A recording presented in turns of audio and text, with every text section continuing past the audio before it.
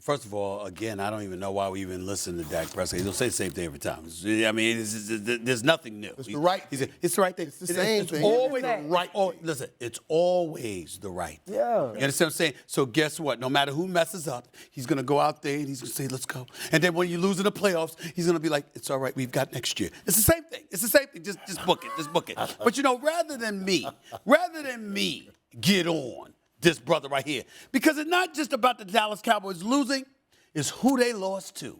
So far be it from me to try to speak on behalf of the Jacksonville Jaguars. I'm going to go to route of 1/3 of the pivot. I'm going to go to a man that rushed for over 11,000 yards for the Jacksonville Jaguars. I'm talking about my brother, Fred Taylor, right there.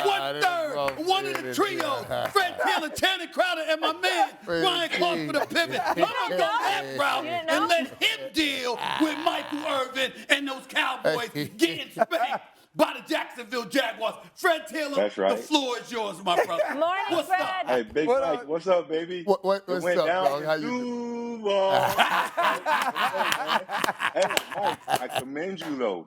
You came in still in your Dallas swag. I see the silver, the gray, the blue, touches of blue. So you're a stand-up guy, man. But it went down in Jacksonville. And I know I got to see a few players off that team, maybe Zay Jones, maybe Rayshon Jenkins on the playmakers this week. Give it to me. Yeah. You got something there, and I will surprise you with that. Now, all of a sudden, I got a call from Robert Jones and Zay. I knew he was going to go off and play well, man. But listen, Fred, you and me, we boys, Fred.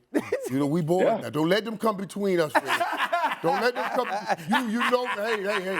We Florida together now. We Florida Listen, together. hey, We down but in we talking about my guy. We down in Miami together. You and I, Fred. Don't let them come between us. Now you're claiming Florida. I see what this is. You know I love you, Hey, Mike. Fred. Don't let them come between Mike, us. listen. Not today, Fred. Don't let him get away with this. Don't let him get away with this, No. Fred. The last 2 weeks, my Jaguars have played amazing. They took down the division leaders and the Titans, and they beat the Dallas Cowboys. This one feels sweeter than beating the Titans, and I absolutely hate the Titans. But look, I am going to enjoy me some Kobe beef, probably come from one of Jerry Jones' nice ranches out there in Texas. I know he just bought another 88 acres. So, Mike, hook your boy up, baby. Hook me up. Hey, Yeah, the thing is this, y'all. The thing is this. It's our fault. It's your fault, Stephen A. Me? It's your fault. You come in here and you build them up, right? Every week we talk about the Dallas Cowboys. Right. We understood that this week was going to be a difficult game. Right. The Jacksonville Jaguars haven't given up a sack in 5 weeks. The last 5 weeks, Trevor Lawrence had no interceptions to 12 touchdowns, and now he gets 3 yesterday. The guy has been playing at a high level. He's now showing that he is the #1 overall pick. Right. The disappointment in this game isn't necessarily just about Dak's interception. I believe the 2nd and 18 interception deep in his own territory was much more egregious than a tip ball that Noah Brown is supposed to catch. Yeah. Right? We can't just blame this game on Dak Prescott. Right. What about the organizational failure? What about this defense that's supposed to be able to get after quarterback? That is up by double digits in the second half. The Micah Parsons, the D Laws on the outside, the blitzes that Dan Quinn can put together. Where's the pressure on the quarterback? And also on the other side of that, you got to find a corner to play opposite of Trayvon Diggs. Right. He's never going to get an opportunity to make plays going forward. Okay. And Mike McCarthy, Kellen Moore, it's 3rd and 10. That's right. Why are we throwing a bomb down the left sideline? For what? For what? You're absolutely right. But having said all of that, I get where you're coming from, and there's no disagreement here. Only Dan Orlovsky disagreed with you. Michael Irvin and I totally agree with you. But let's understand something here, too. Although we agree with you, let's not let the offense totally off the hook. I mean, do you have another receiver other than CeeDee Lamb? Yeah. No, you don't. Yeah. All right, the fact of the matter. We got him coming. No. Why is coming? Why? Odell's coming. I understand you got him coming. We got him coming. I understand you still might get Odell Beckham. Yeah. As you would say, we're talking about yesterday.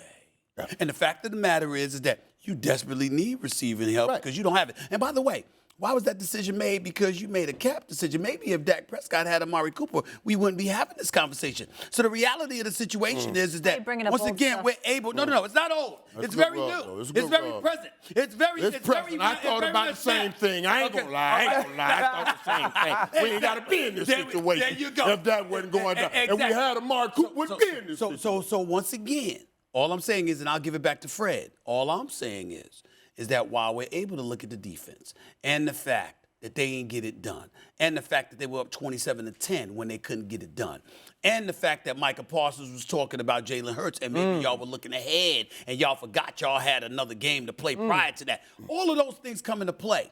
But what's inescapable is the fact that your personnel leaves something to be desired as well. And that is not a problem you want to have in the same conference as the Philadelphia Eagles and the San Francisco 49ers. Fred, the floor is yours.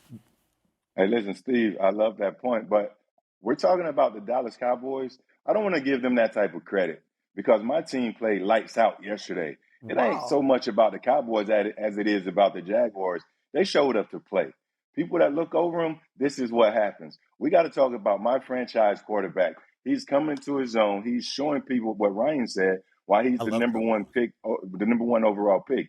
He had some adversity yesterday, threw an interception. The defense came out. They had a 3-and-out, held Dallas to a field goal. He came back 3 plays later, hit Zay Jones for a 60-yard pass. We got the interception 2 plays later.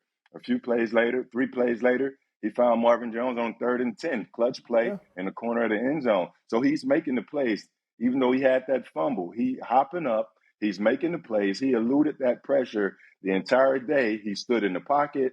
He scrambled out. He made big plays. So this is more so about our defense believing in themselves and competing the entirety of the game and coming back, holding the Cowboys, and also Trevor Lawrence. Cowboys, the only credit you deserve is that big fat L that you get to cash in today. Thanks for watching ESPN on YouTube. For live streaming, sports, and premium content, subscribe to ESPN+.